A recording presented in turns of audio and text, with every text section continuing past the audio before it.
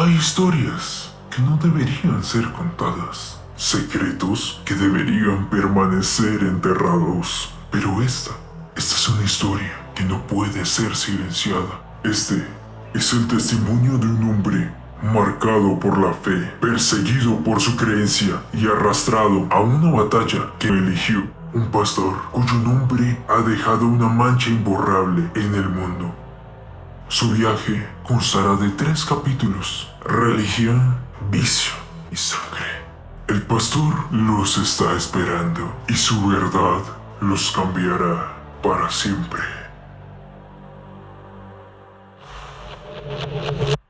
Capítulo 1. Religión. Soy el pastor Joselito Ariza Jerez. Hace 48 años que recibí al Señor Jesucristo y de los cuales llevo 46 años sirviéndole a Él de tiempo completo en la Misión Panamericana de Colombia. Y le doy gracias a Dios por este gran privilegio que Él me ha concedido. Y durante estos 48 años pues han pasado muchas cosas que Dios ha permitido de gran bendición. También muchas pruebas, pero sabemos que las pruebas, después de la prueba, trae mucha bendición. Nací en 5 de marzo de 1960 en el corregimiento del Peñón, Santander del Sur, hoy municipio del Peñón, en una vereda que se llama Alto de Moreno. Soy el quinto de 14 hermanos que hubimos, 5 mujeres, 9 hombres, murieron 3 y quedamos 11. Soy hijo de José del Carmen Ariza y María del Rosario Jerez. Allí en Alto de Moreno prácticamente no me acuerdo mucho porque a la edad de 3 años fuimos trasladados a otro pueblo llamado La Hermosura.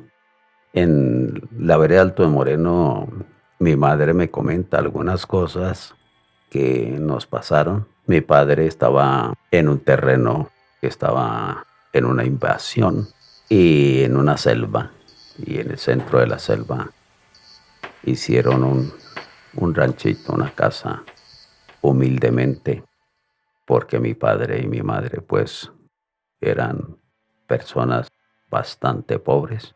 Y una noche me comenta mi madre, porque yo no me acuerdo, yo tenía 3 meses, según me dice mi madre, que comenzó una tempestad fuerte de agua, de tal manera que aquel rancho se movía para un lado y otro.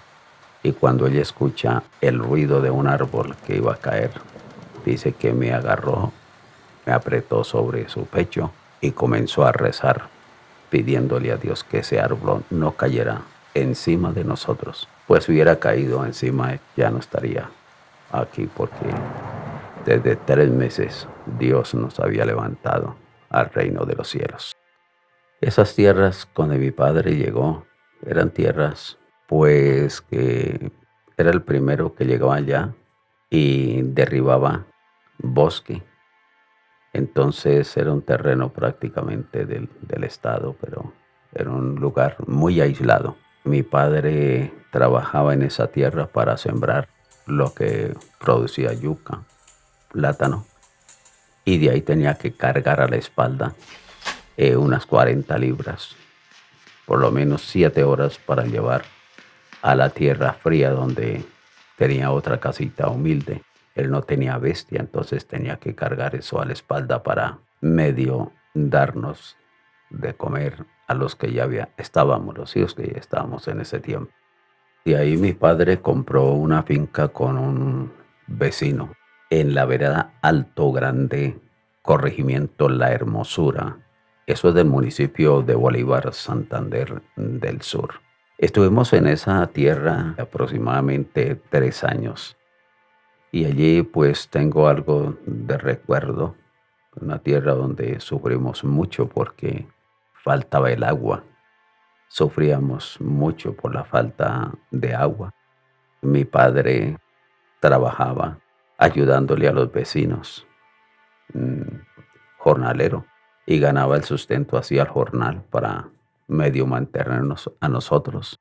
Y de ahí llegó un primo llamado Ciro y le dijo a mi padre que se saliera al pueblo para que él pudiera hacer algo más y poder sostenernos a nosotros, porque aguantábamos mucha hambre, porque la economía, éramos muy bajos de economía. Mi padre le contestó, dijo, en el pueblo sí me muero de hambre porque aquí por lo menos comemos plátano, un tubérculo que se llama bori, amarillo, blanco, y eso era la comida de nosotros. Y de ahí entonces mi padre recibió el consejo, porque en Alto Grande, pues como dije antes, no había agua. Mi padre fui a Chiquinquirá, allá le vendieron unas vasijas pequeñas, me acuerdo, llenas de agua bendita. Entonces mi padre nos llevó a una montaña pequeña que había ahí, nos arrodilló. Dijo el sacerdote, nos dijo que si rezábamos con fe y sembrábamos esta agua aquí, al tiempo salía la quebrada en el plan, abajo de la montaña.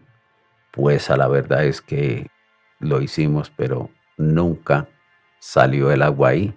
Y hasta la fecha que le estoy hablando, hace 60 años, no ha nacido ninguna clase de agua ahí porque nosotros éramos muy católicos, mi padre católico, mi madre también, porque veníamos de una generación católica donde mi padre en esa vereda nos levantaba a las 4 de la mañana para rezar el Padre Nuestro. Dios te salve María, Santa María. Eso era lo que él hacía con nosotros. Y guardábamos mucho las fiestas, la Semana Santa, porque el Viernes Santo, eso era lo que nos decían, que no podíamos hacer nada. Y hacíamos lo que el sacerdote del pueblo nos decía que hiciéramos. Entonces, eso fue en esa vereda. Mi padre, como dije antes, obedeció a lo que mi primo le dijo y salimos.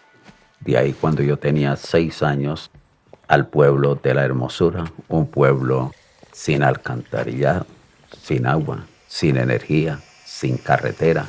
Tenía una población no muy grande y donde había muchas personas que estaban en el vicio.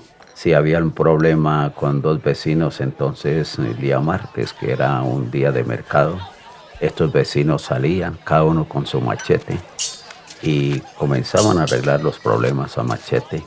Yo vi la sangre correr por mi pueblo como el agua cuando tenía 6, 7, 8, 9 años, 10 años, viendo cómo la gente moría, lamentablemente, todos en una situación de desgracia, de calamidad.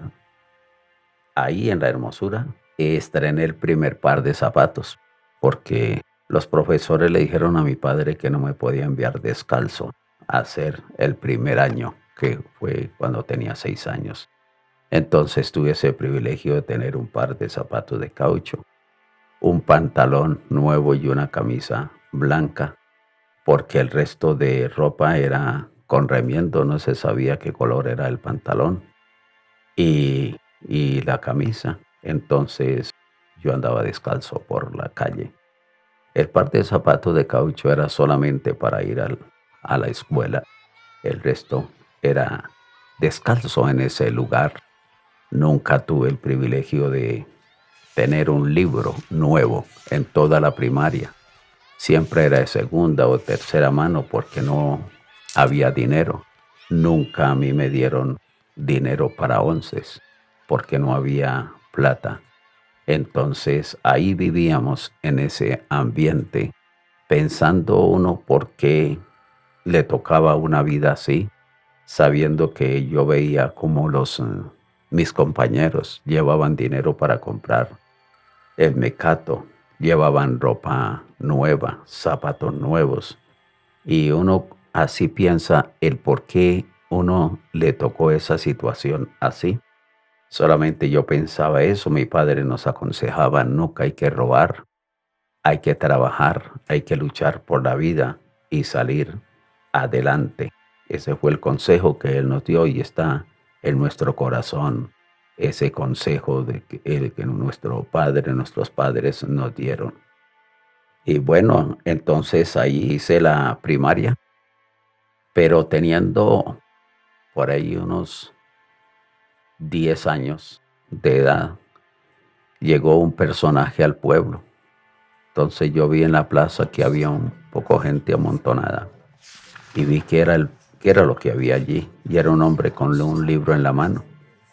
Y dijeron que tenía que asesinarlo porque era protestante, porque no creía en el sacerdote católico ni en las imágenes. Y el hombre dijo, si a mí me matan hoy, Dios enviará más predicadores para que les predique el evangelio. Ahí en la Hermosura, Santander, mi padre, para tener dinero, pues colocó un negocio, una cantina donde se vendía cerveza, aguardiente. Y ahí conocimos el primer equipo de sonido. Lo llamaban una vitrola. Tenía algo para darle vuelta, como un molino con un disco grande. Y con eso era que colocaban la música. Mi padre no duró mucho con esa cantina por las peleas que se forman dentro de la casa. Herían mucho a la gente.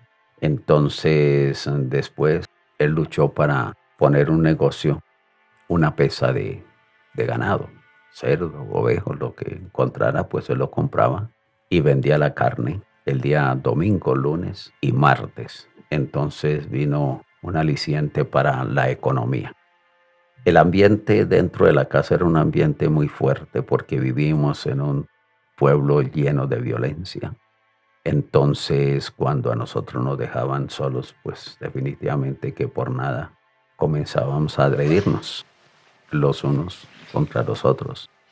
Porque en la calle, pues, el niño que molestara, la pedra en la cabeza, le dan piedra en la cabeza o a uno le daban también.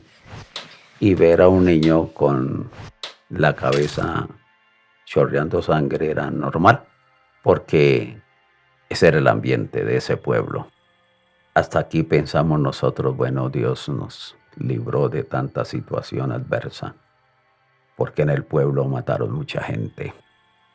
Antes de entrar a la carretera, donde mataron a una persona a bala o a machete o a piedra, colocaban una cruz. Entonces el pueblo estaba lleno de cruces. Cuando las personas recibían las heridas, al principio lo llevaban a un pueblo que se llama El Peñón y lo cargaban como unas 3 horas en un guando. Sean 4 personas y eso lo hacían era de costales de fique. Y acostaban la persona ahí y la llevaban. Y de ahí a Bolívar o a Vélez el carro gastaba 3 horas y media porque la carretera estaba bastante mal.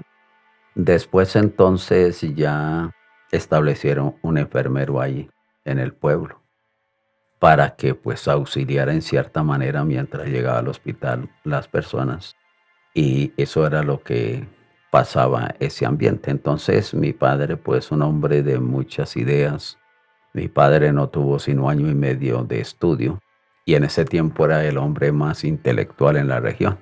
Mi padre aprendió a leer, a escribir las 4 operaciones. Entonces llegó un inspector de policía, se hizo muy amigo de él.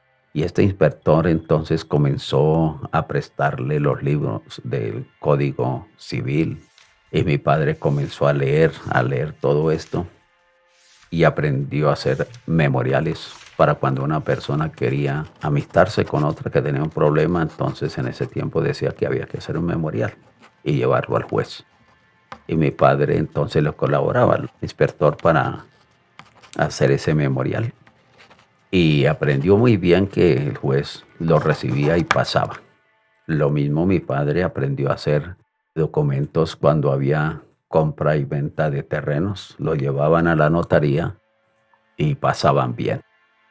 Estando ahí, en ese momento también se hizo amigo del enfermero y él enseñó los primeros auxilios. Así es que mi padre aprendió a aplicar inyecciones intramuscular en la vena, aprendió a aplicar sueros donde herían a una persona, él la cosía y aprendió a coser externo y interno las heridas.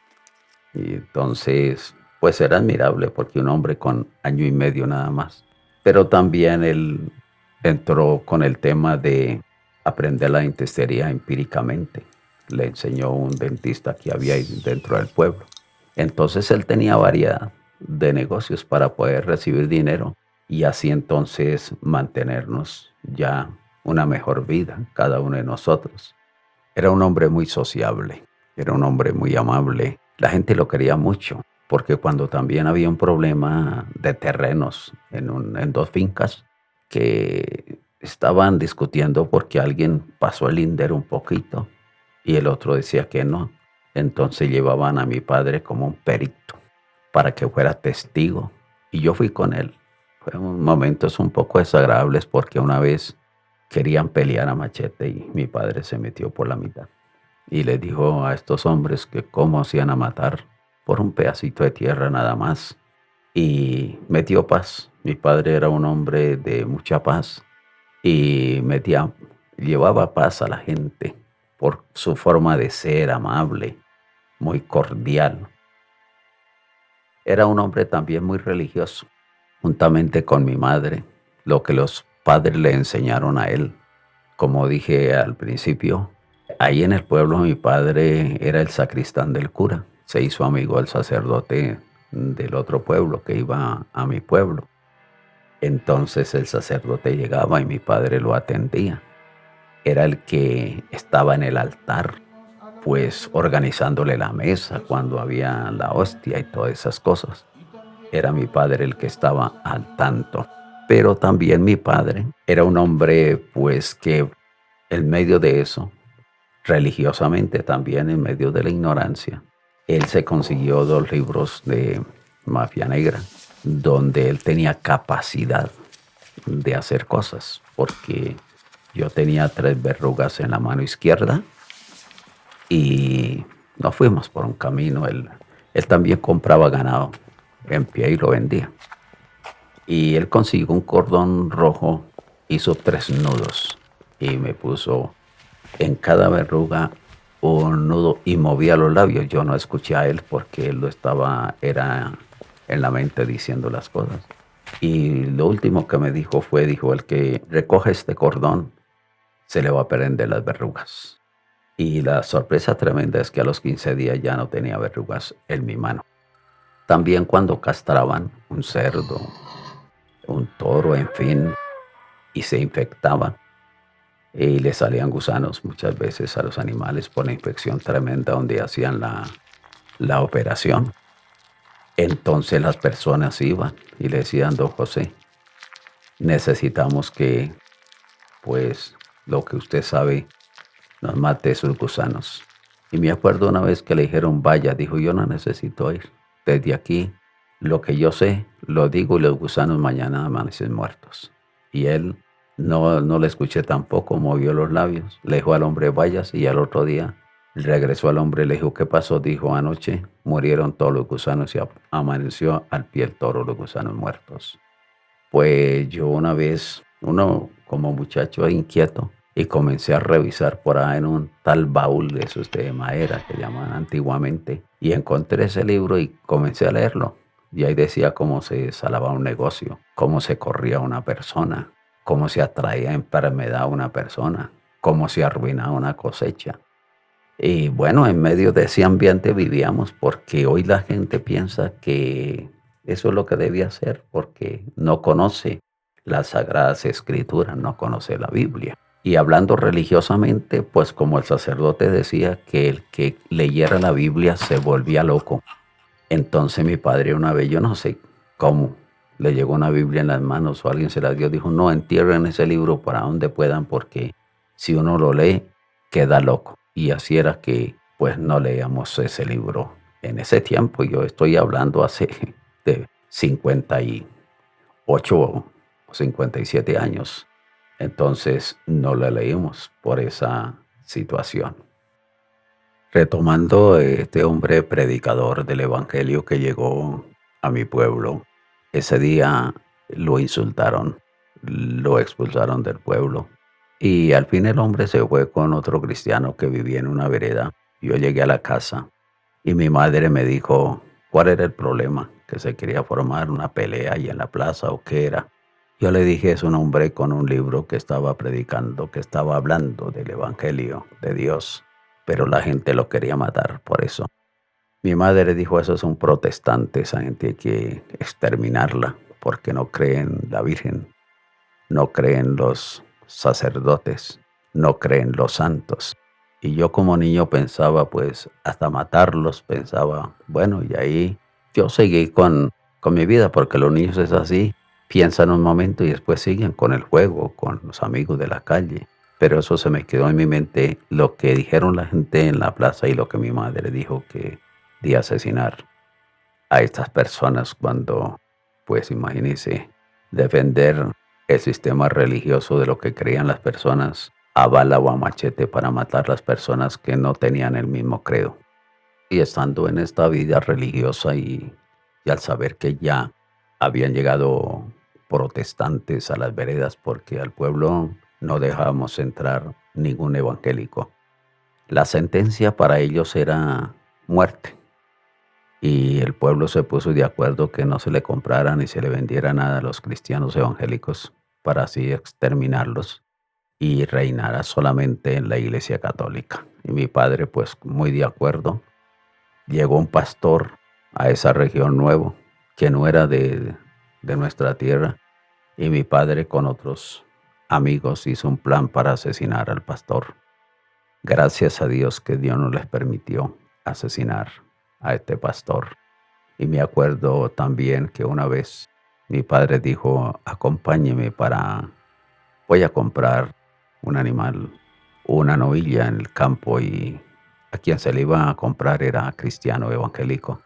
Él trató de hablarle a mi padre, dijo: no me hable de otra religión, yo soy católico apostólico romano y la cabeza de la iglesia es el Papa, así es que no me hable más.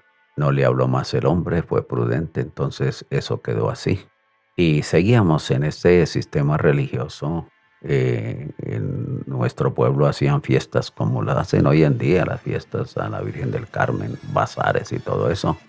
Y mi padre le gustaba mucho ayudar a organizar estas fiestas a nombre de la Virgen. Pero el tema es que el resultado con esas fiestas eran 2 o 3 muertos. Y nosotros pensamos que eso era normal. Pero un día llegó un hombre, un día de mercado, porque en esos pueblos tiene un día de mercado, llorando. Entonces alguien le preguntó, se llamaba Jaime Duarte: ¿por qué llora? Dijo: porque mi esposa acaba de morir llegando al pueblo. Dejó el cadáver ahí en un potrero. Dijo: aquí no me permiten entrar el cadáver de mi esposa, que se murió. Pero sucede que el quien le preguntó al viudo, ya que viudo, ese hombre viudo le había vendido un lote de terneros a este hombre llamado Arturo Pardo. Y Arturo Pardo ganó dinero, dijo: tranquilo, yo tengo una casa aquí grande, traiga el cadáver y no voy a dejar que los ataquen, porque si van a atacarlos a ustedes, yo tengo una escopeta 12 de 6 tiros, una 9 milímetros y un revólver. La esposa de este hombre, bueno, dice que sintió un cansancio, una mujer joven, y se sentaron ahí en un barranco. Ella colocó la cabeza encima del hombro del esposo y el esposo pensó que era que se había dormido. Entonces sucede que ahí murió, pero no. Fue instantáneamente que murió la mujer.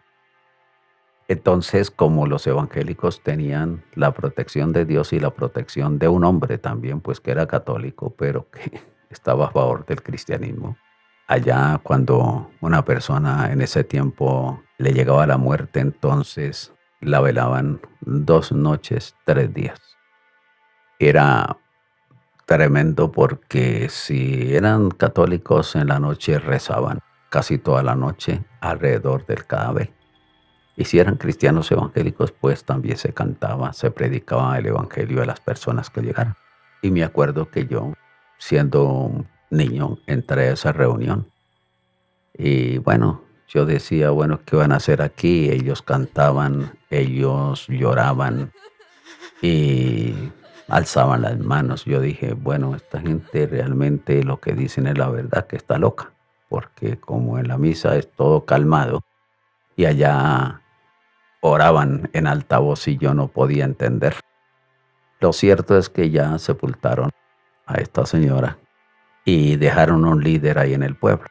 El líder decidió hacer 9 reuniones. En la Iglesia Católica son las 9 noches que le hacen al muerto, y la última noche pues es la más fuerte porque ya es la última noche. Eso lo hacen en la Iglesia Católica. Entonces mi padre dijo, también los evangélicos le hacen las 9 noches a los muertos, le rezan a los muertos.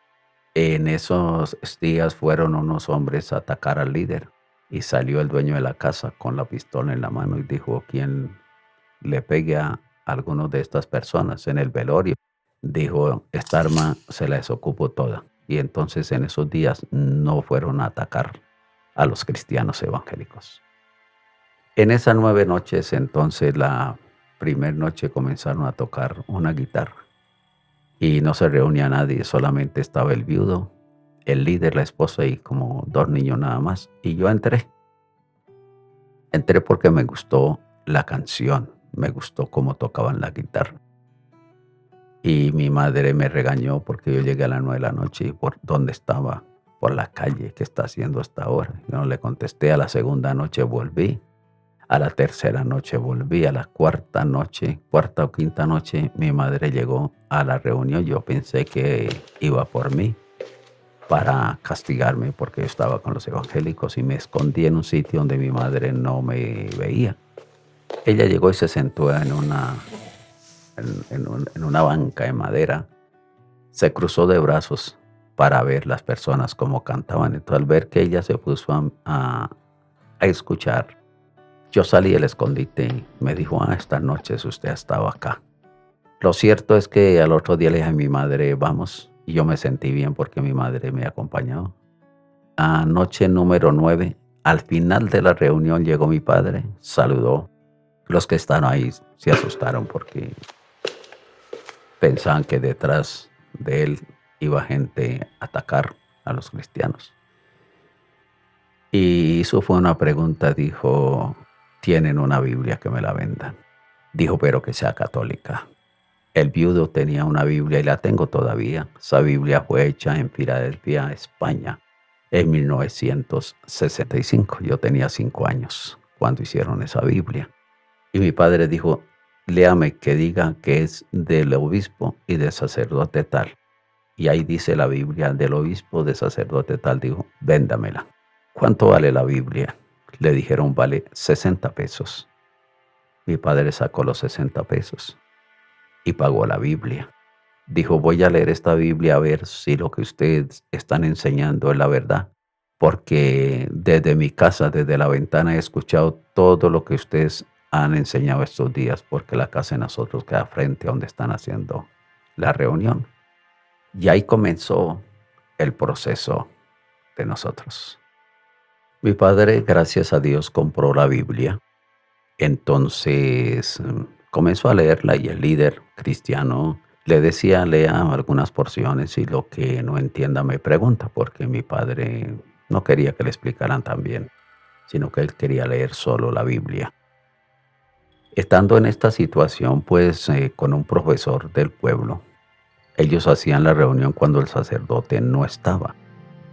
El profesor pues trata de explicar la Biblia a los católicos.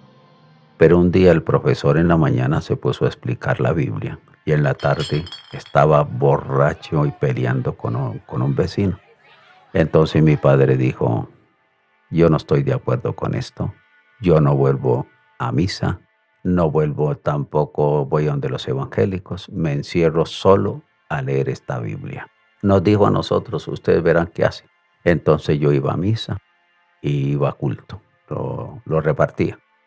Mis hermanas estuvieron trabajando en Sogamoso, Boyacá, en un colegio que se llama Colegio El Rosario. Ese colegio es antiguo, de religiosas.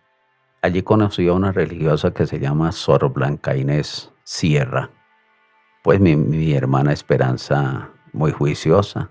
Y esta religiosa tenía una hermana en Bogotá llamada Rita Sierra, casado con un hombre sargento mayor del ejército pensionado.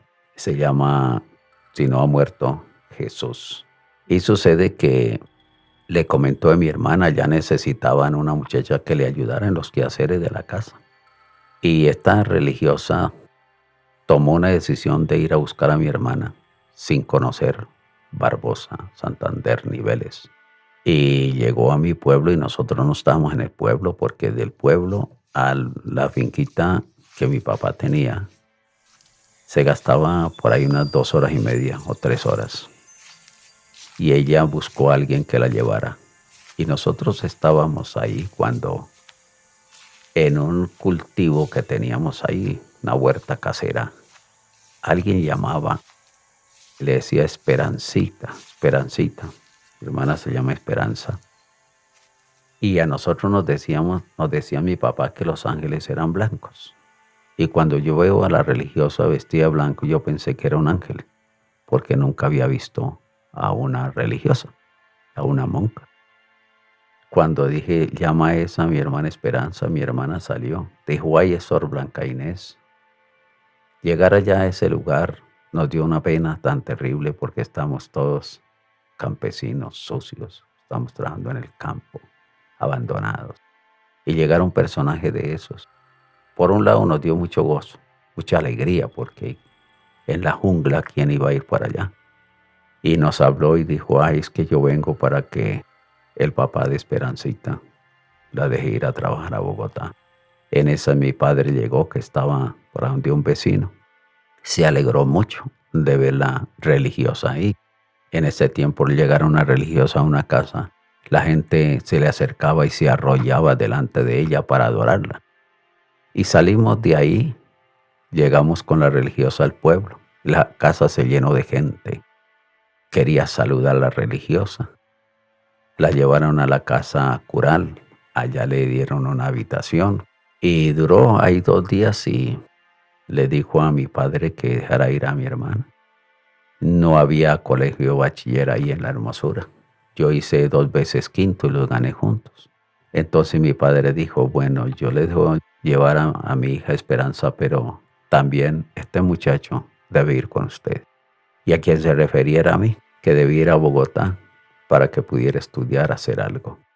Y la religiosa dijo, es que a mí me enviaron solamente por su hija. En ese tiempo, cómo se comunicaba uno era difícil. Era por carta y la carta llegaba hay veces hasta los 3 meses, a un lugar, 2 meses. Al fin dijo ella, yo voy a tomar una decisión. Me lo llevo a juntos. Realmente fue un viaje a Bogotá. Yo nunca había salido a ningún municipio. Y llegamos allá y cuando saludaron a mi hermana y dijo, ¿y el muchacho qué? Dijo, el papá de ellos dijo que si no se venían los dos, que nos iba a venir a Esperanza. Que el muchacho le ayude en algún área y estudie en la noche.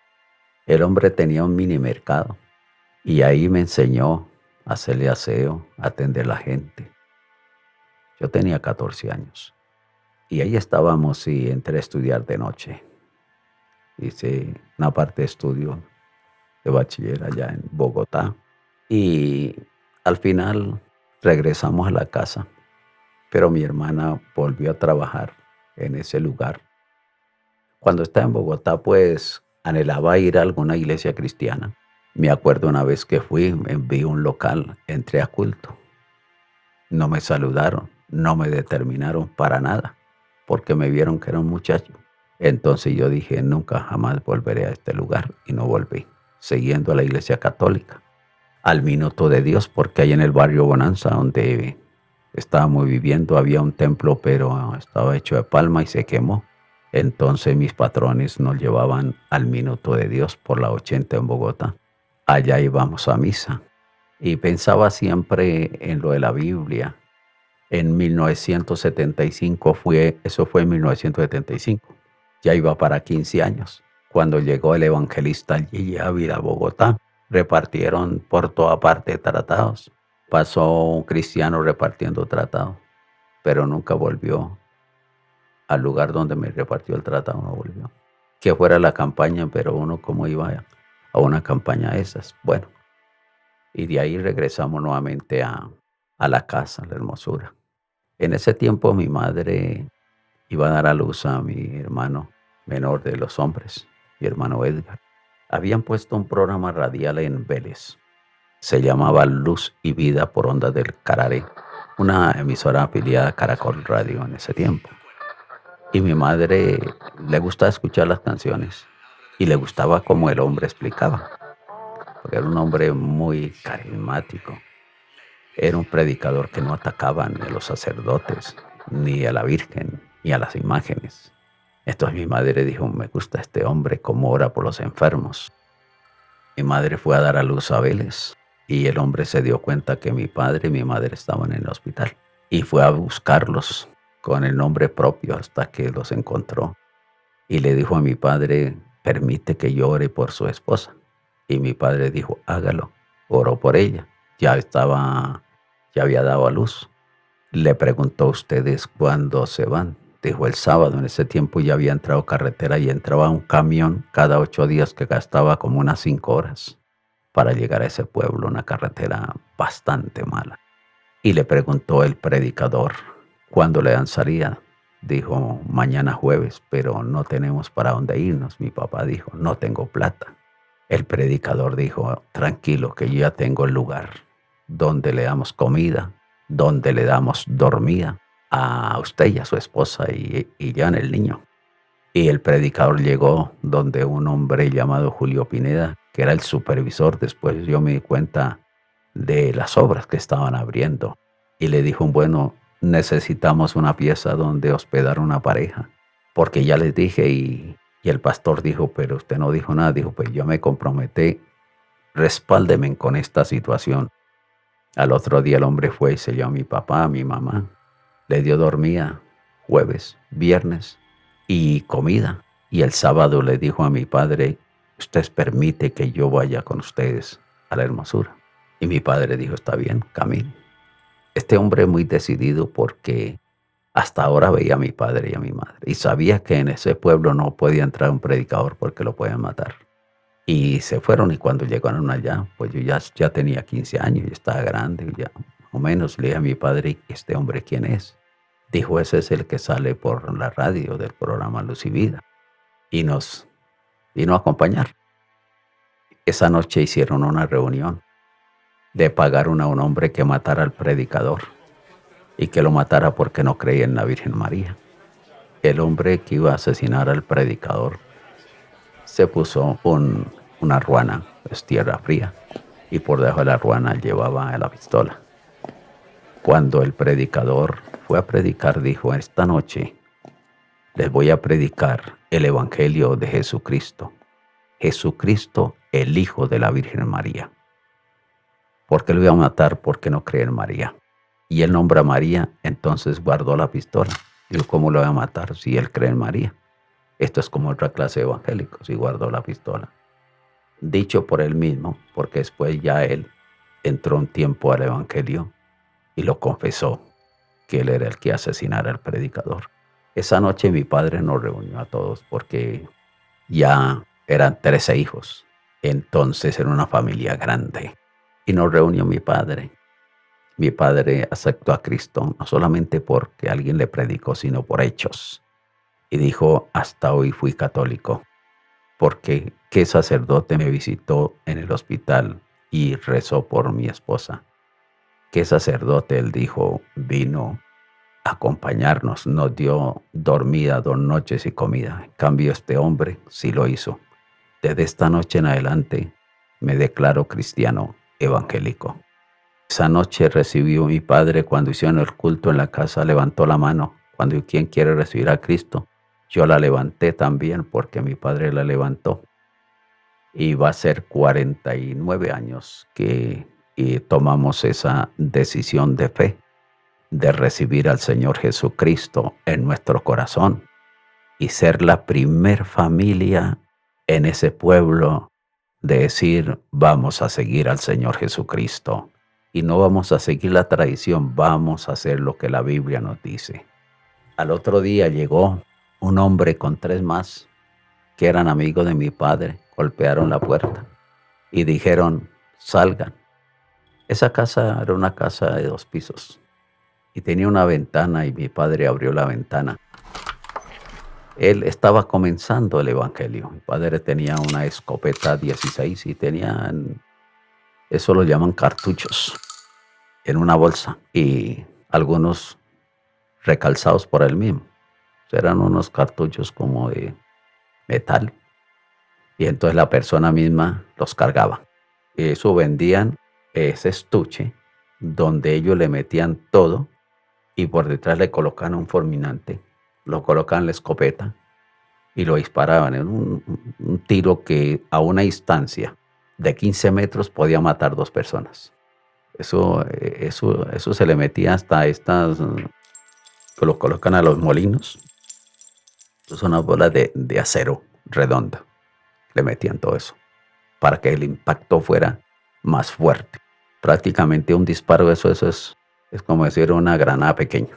Entre más retirado se haga la persona que lo dispare, la munición abre y a quien le agarre el impacto lo puede matar. Entonces mi padre tenía como 5 de esos.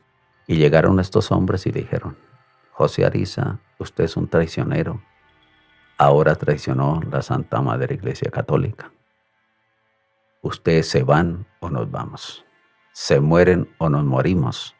Pero evangélico no dejamos en este pueblo. Mi padre dijo, no sé quiénes irán primero, ni quiénes se morirán primero, pero ni nos vamos de aquí, ni dejamos el evangelio, y de morirnos primero hay que mirar. Y le botó la ventana, la cerró, y miró la escopeta donde estaba. Si se entraban, pues como él estaba iniciando el evangelio, pues también se iba a defender a darle bala a esas personas. De ahí en adelante comenzó una persecución cruenta en contra de nosotros, porque a propósito no dejamos construir el templo evangélico en el pueblo. Los evangélicos lo construyeron después en una montaña que se llama Sitio Nuevo. Cuando éramos católicos no lo dejamos construir. Y de ahí del pueblo a Sitio Nuevo, por ahí 1 hora o 1 hora y media si la persona da espacio para llegar a culto en ese lugar. Y ahí comenzó esa nueva etapa en la vida cristiana de cada uno de nosotros. Estas personas que nos amenazaron, a la verdad algunos se fueron primero y otros murieron primero, de muerte natural y también muertes por violencia. Y nosotros nos quedamos ahí porque en la actualidad mi madre está allá y le damos gracias a Dios porque llevamos casi 49 años ahí en ese pueblo, pues mi madre, porque nosotros salimos a diferentes lugares. Y comienza un proceso porque mi familia, la familia de mi papá, de mi mamá, mis tíos, mis tías, primos, hermanos, nuestro deseo era compartirles la palabra, pero debíamos caminar 8 o 9 horas para llegar allá. Vivimos en una tierra fría, entonces comenzamos a descender tierra media hasta llegar a la tierra caliente y llegamos allá a predicar el evangelio. Yo me acuerdo tanto que esa noche una persona Dios la usó para dejarnos la casa y en un corredor, la casa en madera, se llenó ese lugar y cuando fue a pasar el predicador para predicar, estábamos orando cuando sonó un disparo muy fuerte y es que un hombre detrás de una piedra disparó al grupo y le disparó al predicador, pero el predicador no le dio ningún impacto. Hirió a 4 personas con el solo disparo esa noche. Y yo estaba cerca a una niña cuando la niña dijo, me hirieron. Se levantó así la camisa, está el chorro de sangre. Y bueno, a mirar los heridos, a limpiarle la sangre.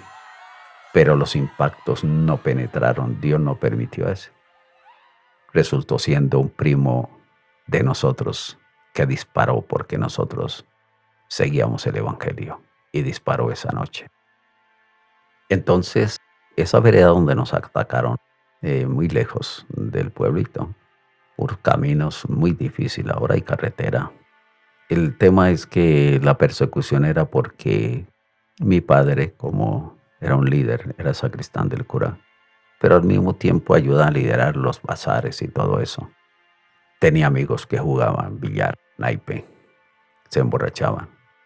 Entonces, al ver el cambio de vida en él, en mi mamá, en nosotros, que fue mi hermana Esperanza, la mayor, Mariela, que seguimos al Señor Jesucristo, comenzó la persecución, porque esto no es una religión, esto no es cambio de religión, es cambio de vida. Porque lo que el Señor quiere en las personas es cambiar su mente, su corazón, todo su ser. De modo que si alguno está en Cristo, nueva criatura es. Las cosas viejas pasaron, he aquí todas son hechas nuevas. Eso es lo que dice la palabra del Señor. Entonces, al ver el cambio, Satanás reaccionó atacando de esa manera. Pero cuando una persona toma la decisión de seguir a Cristo con determinación, Dios lo ayuda para seguir adelante. Seguimos asistiendo a la iglesia allá en Sitio Nuevo, una preciosa montaña donde había un templo, y asistía gente de todas las veredas. Mi esposa en ese tiempo era una niña, con las tías. Ellos de regreso a la congregación gastaban 6 horas a pie. Había gente que caminaba 8 horas, 9 horas para ir a la escuela dominical con sus niños cargados de la mano. Hay veces llovía y ellos estaban en culto. Comenzaba el culto a las 9 de la mañana. El Espíritu Santo tomó la reunión y hay veces eran las 2 de la tarde y la gente no se quería ir para su casa. Conocí a un hombre que se iba a las 2 de la mañana y llegaba a las 9 de la mañana a Sitio Nuevo. Regresaba otras 7 horas. Caminaba 14 horas para ir a una escuela dominical. El hombre todavía está vivo. Se llama Manuel Romero. Qué bendición ver personas con un esfuerzo tan grande para asistir a un culto. Y comenzó Dios a bendecir esa iglesia porque se hacía de corazón. Había personas que iban ayunando, caminando y ayunando para llegar allá y empezar un clamor delante de Dios, donde ese clamor se oía lejos, en oración. Estábamos en oración y hay veces durábamos 1 hora y media, 2 horas orando antes de que el culto iniciara. Pero era donde el Espíritu Santo ministraba poderosamente. Entonces me dieron un discipulado para el bautismo. Yo me mandé bautizar y un día nació en mi corazón hacer algo, pero yo no sabía ni qué ni cómo. Entonces le dije al pastor asociado del pastor principal, ¿cuándo va a visitar o evangelizar? Dijo tal día. Y yo le dije, lléveme. Entonces dijo, ¿pero a qué si usted no sabe nada? Yo le dije, por eso es, quiero aprender. Y me fui, acompañé a ese hombre, cómo era que evangelizaba a las personas, porque yo comencé fue afuera con la gente visitándola. Y el pastor vio que en mí había algo, había un deseo profundo de servirle a Dios siendo un adolescente de 16 años y medio. Y me llamó y me dijo, lo voy a entrar en un grupo de jóvenes que estoy preparando para evangelismo personal. Y nos preparó, entonces nos llevó a Suaita, Santander, San José Suaita. Él nos dijo, vamos a lo que nos toque, enfrentar. Y le preguntamos cómo así, dijo, si hay que no desayunar, no desayunamos, no almorzamos, vamos a dormir donde sea. Y me acuerdo que llegamos a una vereda en Suaita. Y en esa vereda había un hombre que tenía una casa grande, pero no era una casa donde secaban café. Y él tenía los costales donde secaba el café. Entonces le dijo al pastor que nos llevaba, íbamos 20 jóvenes evangelizando por las veredas y por los pueblos. Dijo, no hay dormida para todos. Lo único que hay son los costales. Tenía que tenderlos donde se seca el café y que se acuesten ahí. Y ahí dormíamos nosotros. Amanecíamos y al otro día seguíamos evangelizando a las personas, hablándoles del poder de Dios, el poder libertador del Espíritu Santo. Y se abrió la obra en Suaita, se abrió la obra en ese tiempo en San José, Suaita, Santander.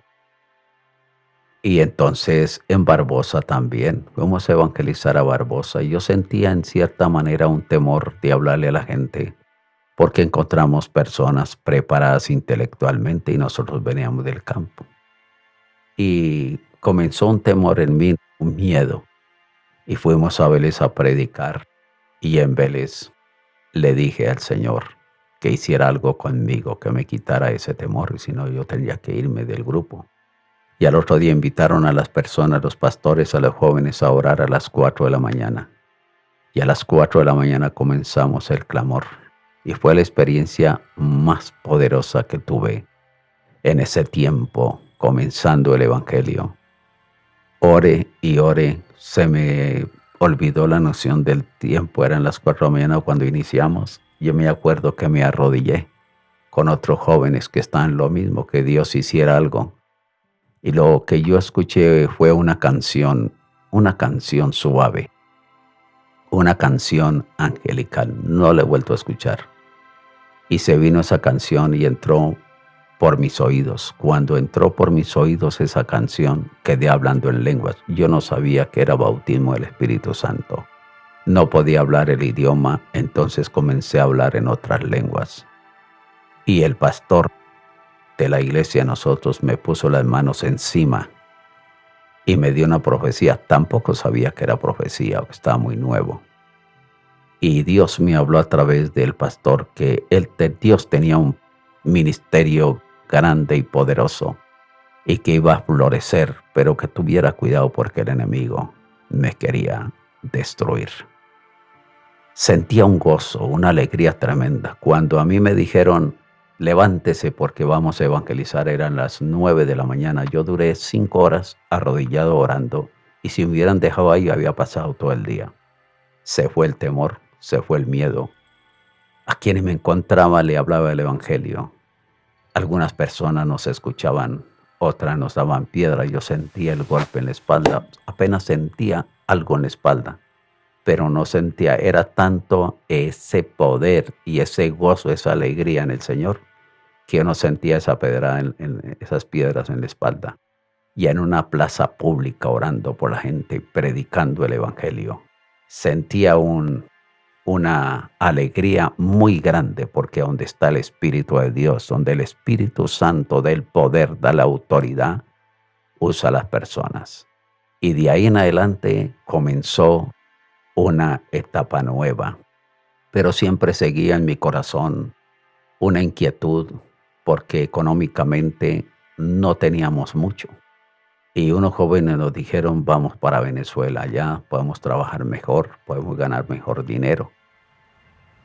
Y nos unimos como unos 6 jóvenes, mi hermano también iba con nosotros. Y nos fuimos del pueblo donde estamos a Bucaramanga, gastamos 12 horas en bus. De Bucaramanga a los límites, Saravena, Puerto Nariño, 15 horas, 27 horas en un bus. Y al otro día 14 horas a pie por una selva, para que la guardia venezolana no nos metiera al calabozo. Y llegamos y trabajamos en una región, después nos fuimos para otra. Nos congregamos en una misión que se llama Retorno de Cristo en Venezuela. Y allá duramos un tiempo predicando el evangelio. También íbamos, hay veces los sábados nos íbamos con los hermanos y anunciábamos. Hacíamos culto todos los días en la hacienda de nuestra cuenta. Los empleados que llegaban ahí escuchaban la palabra. Algunos se convirtieron al Señor. Yo estaba sobre 17 años de edad. Y regresamos nuevamente al país. Y los pastores me decían, usted tiene un llamado, decídate a servirle a Dios. Pero me da mucho miedo, mucho temor, porque yo decía, si en mi familia, si en mi casa aguanté tanta hambre, y dicen que el predicador también aguanta hambre, sufre mucha necesidad, yo dije, no, yo le sirvo a Dios así y mejor trabajo. Y bueno, emprendimos un segundo viaje a Venezuela. En este segundo viaje no trabajamos sino un mes. Nos capturó la guardia venezolana y nos metieron más de 16 días a los calabozos. Calabozo frío. En Venezuela le riegan agua al piso de los calabozos para que los presos no puedan dormir, sino que estén de pie. Y nosotros adentro con esa pieza llena de agua. Habíamos 4. Al final nos rendimos y tuvimos que colocar, no nos dejaron entrar nada, solamente la ropa, la Biblia. Y me acuerdo que colocamos un zapato cabecera, la Biblia cabecera, un zapato en la espalda y el otro en los pies para tratar de amortiguar como esa tortura sin comida. Fueron 16 días. Estuvimos en el calabozo de Santa Bárbara de Barinas, Puente de Piedra, Abejales, San Cristóbal y el último fue en San Antonio y de ahí nos sacaron a Cúcuta y ahí viajamos a la casa con una debilidad terrible por el hambre que aguantamos en esos calabozos. Entonces de antemano nosotros habíamos sufrido también porque en esa selva para entrar a Venezuela teníamos que pasar 3 ríos, no era con chalupa ni nada. Agarrarnos de la mano y meternos a los ríos. Y un río me dio 3 golpes, casi me mata. Por misericordia de Dios pude salir a la orilla y nuevamente. Y bueno, cuando ya nos capturó la Guardia Venezolana, estamos en Cúcuta y llegar a la casa con una situación tremenda, casi sin dinero. Y nuevamente el pastor me dijo, Dios lo está llamando para que le sirva. Él ya tenía 2 años de convertido, tenía 18 años de edad. Y fue cuando Dios intervino para yo entrar en el ministerio. Dios me hizo un llamado sobrenatural varias veces. No fue porque alguien me dijo, usted tiene ministerio, es porque Dios me hizo un llamado sobrenatural. Y entiendo que las personas que están en el ministerio, porque otro les dice, usted tiene ministerio, son personas que tienen grandes dificultades para predicar el evangelio.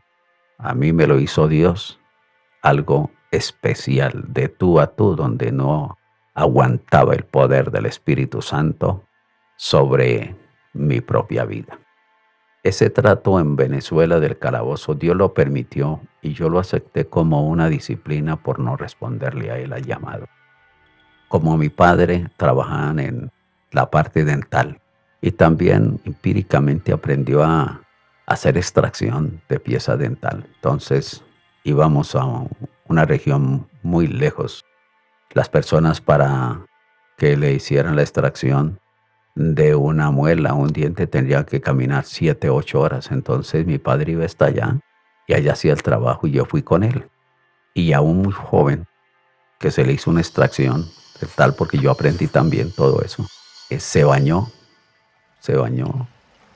con agua fría, se le inflamó la cara. Lo llevaron a Moniquirá, Boyacá, de ahí se empeoró. Tuvieron que trasladarlo a Bogotá. Él sentía un problema en el centro del cerebro.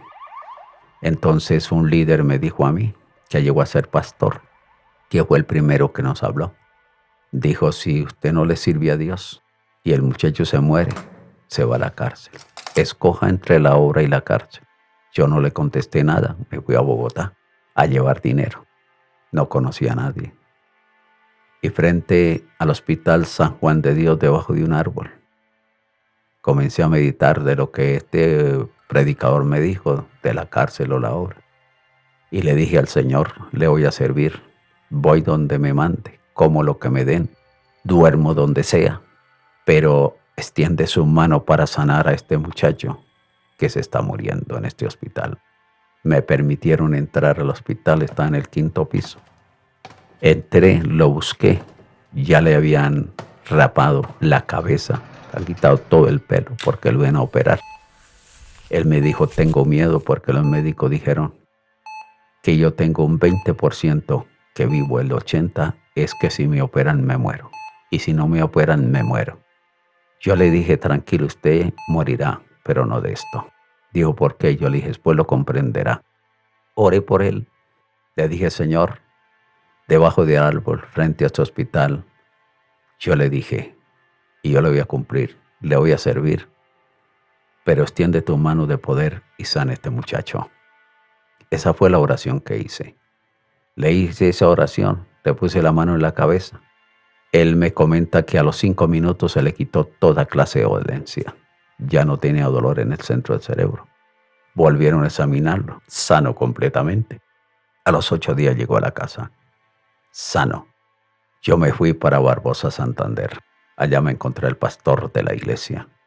Me dijo, ¿qué piensa? Yo dije, le voy a servir a Dios. Y de ahí en adelante comencé a servirle a Dios. Eso va para 47 años que estamos sirviendo de tiempo completo al Señor dentro de la misión panamericana de Colombia. Comenzamos otro proceso, un proceso de fe, de trabajar en algo, sostenerme para poder servirle a Dios. Entonces el pastor Pedro Anel Giraldo fue el que me encontré en Barbosa y me dijo, ¿qué piensa? Y yo le dije, bueno, la decisión es servirle a Dios. Llegamos allá a La Hermosura y bueno, le ayudé al pastor 2 meses nada más porque dije, en mi tierra yo no voy a predicar porque todo el mundo me conoce. Yo quiero ir a predicar a otra región donde no me conozcan. A los 2 meses me llamó el pastor Manuel Gamboa, que era el líder, era pastor asociado del pastor José Aladino, que está en Puente, él está en Delicias, Puente Nacional Santander. Y llegué allá, saludé al pastor, y el pastor Manuel dijo, mire, aquí este joven quiere servirle a Dios. ¿Qué dice? Dijo, está bien. A él lo trasladaron para Suaita y a mí me dejaron en Delicias. Me dijo el pastor, pues va a predicar allá, usted no va a tener ninguna ayuda económica. Duerma donde le den dormida, coman lo que le den. Y si puede hacer algo material para que compre útiles de aseo, hágalo. Esa es los requisitos que hay. Aquí no se le da ofrenda a ningún predicador. Y yo le dije, está bien, yo voy a predicar porque Dios me llamó, me trató fuertemente y Dios sabrá qué hace conmigo. Llegué a Delicias, unas veredas donde hace mucho tiempo operó un hombre llamado Efraín González. Esto lo saben las personas ya de edad. En el año 50. Entonces, ese problema fue por 1948, con la muerte de Gaitán, cuando hubo un problema serio entre conservadores y liberales. Entonces, donde habían conservadores, allá los liberales lo mataban y viceversa. Entonces se dividían 2 veredas. Unos eran conservadores, otros liberales. Entonces yo entré a predicar a todos, a liberales y a conservadores. Entraba a las escuelas, a todo lugar. Y me acuerdo tanto que un día le dije a un joven que estaba comenzando a asistir a la iglesia, vamos a evangelizar. Y evangelizamos ese día como unos 14 hogares. Ustedes saben que en las veredas los hogares de uno a otro es retirado. Y cuando llegamos ya casi al último hogar, donde había una persona, una mujer ya de edad, le hablamos la palabra y me dijo, a mí me gusta que me hablen de la palabra, pero tengo un hijo que es muy violento. Había acabado de salir de la cárcel, duró 14 años en la cárcel por situaciones que le pasó. Y ya nos despedíamos de la mujer cuando ella dijo, si quieren comer naranja, allá hay naranja. Eso es una tierra donde sea naranja, café. Estábamos comiendo naranjas cuando llegó el hombre. Y yo dije, yo no puedo irme sin hablarle el evangelio. Cuando el hombre entra, descarga un bulto de ceba que llevaba para los cerdos. Yo me le acerqué, comencé a hablar la palabra, el hombre me comenzó a insultar. Dijo que él no importaba volver a la cárcel nuevamente.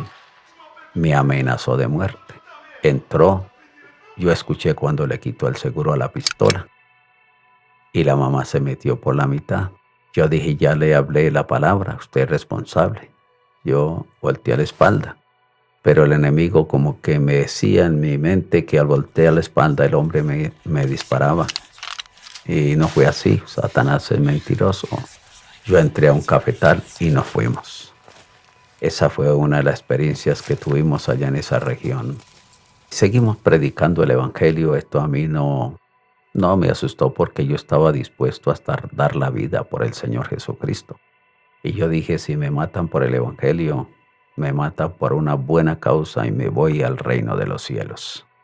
Seguimos predicando el evangelio en esa región. Después se convirtieron 2 tías del hombre.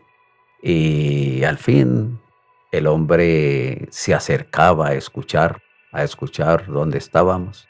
Nunca más volví a encontrármelo así que el hombre me agrediera. Donde me veía yo comenzaba a orar y el hombre sentía un temor y se iba mejor, salía. Me huía. Dice la palabra que el impío huye sin que nadie lo persiga, porque nosotros estaba y está el poder de Dios. En otra ocasión en esas veredas, yo caminaba todo el día predicando el evangelio y muere una señora que era cristiana, pero había familia que no era convertida. Y ese día, esa noche fui a predicar. Ellos estaban rezando y cuando, bueno, terminaron de rezar, yo comencé a repartirle el tratado afuera en un correo y la gente se reunió. Cuando comencé a predicar, un hombre hizo 2 tiros y dijo: "No predique más y si no usted muere esta noche". Se levantaron los familiares de la que había muerto y le dijeron: "Mire, si usted no va a escuchar, váyase y deje que él predique". Estos hombres Dios los usó para hablar a favor mío. Ese hombre esa noche me amenazó. Dijo: "Donde yo lo encuentre, son 9 tiros que tiene la pistola el proveedor, todos yo se los disparo". Algo tremendo porque a este hombre no me lo encontré esos días, me lo vino encontrando a los 43 años en una vereda, donde mi suegro compró una finca ahí mismo. Y me dijo, yo le dije: "¿Quién es ese vecino?". Dijo: "Se llama Alirio Marín". Yo dije: "Alirio Marín me amenazó hace 43 años. Cuando vi al hombre que salió de la casa, llegó a la carretera, me le acerqué y lo saludé. Y le dije: "Don Alirio, ¿cómo se encuentra?". Me dijo: "Yo me encuentro bien". Le dije: "¿Usted se acuerda de mí?". Dijo: "Yo no me acuerdo quién será usted". "¿Usted se acuerda de mí que yo hacía reuniones hace 43 años y predicaba el evangelio?". Dijo: "Sí, yo me acuerdo de usted". Yo le dije: "¿Cómo está, don Alirio?". Dijo: "Lo más de bien". Ya me saludó bien porque un hijo de él ahora es predicador. Qué bendición, la palabra no vuelve vacía. Ese joven es predicador, fue un líder que yo tuve en la iglesia de Puente Nacional. Mire cómo Dios interviene. La palabra no vuelve vacía. Dios interviene poderosamente. Este hombre que yo les dije, el primo mío que disparó cuando yo estaba recién convertido, se convirtió a los 42 años con la esposa. Ya murió, está en el reino de los cielos. Dios es el que hace la obra, porque la iglesia primitiva tenía varias cosas. Tenía bendición, tenía persecución, pero también tenía crecimiento numérico. Y las iglesias en el mundo que son perseguidas, entre más las persigan, más crecen. Por ejemplo, la China y otras naciones. Entonces ahí en esa región yo duré un tiempo. De ahí me detuvieron por la libreta militar, el ejército. De ahí me enviaron, entonces me dejaron un tiempo para que me presentaran, pero en esos días me atacó una enfermedad que es la apendicitis. Me atacó tan fuerte, me llevaron al hospital de Barbosa, ahí no me conocieron nada. Ya llevaba como 24 horas, me llevaron al hospital de Moniquirá. Ya estaba para explotar, para darme peritonitis. Y me pusieron en una camilla porque se necesitaba la operación urgente. Y en la camilla